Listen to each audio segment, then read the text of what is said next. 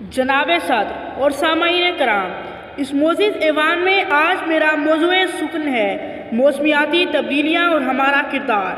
عالی وقار، تاریخ کے ہر دور میں انسان کو انتہائی کٹھن حالات کا سامنا کرنا پڑا۔ کبھی ہولناک زلزلے شہر کے شہر الٹا کر رکھ دیتے ہیں، کبھی سمندر بپھر کر اژدہے کی طرح آبادیوں کو نگل جاتے ہیں،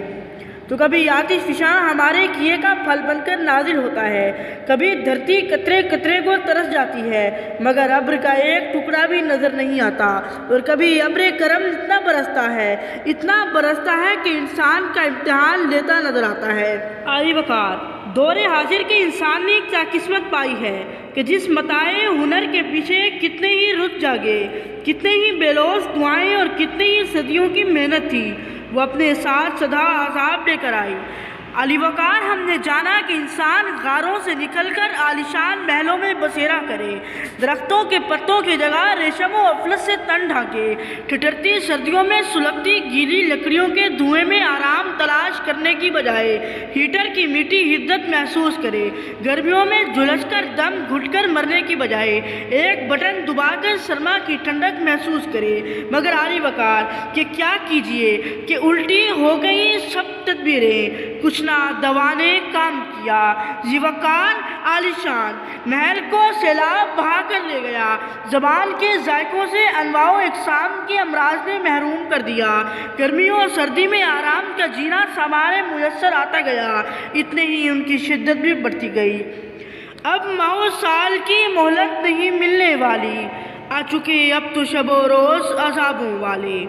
عالی وقار، رزق بڑھانے کے چکر میں انسان نے دنیا سے اپنا دانے پانی اٹھانے کا مکمل بندوبست کر دیا۔ پانی کا وہ ذخیرہ جو اس نے کھیتی کو سیراب کرنے کے لیے بچا رکھا تھا، وہ اس کی کھیتی ہی بہا دے گیا۔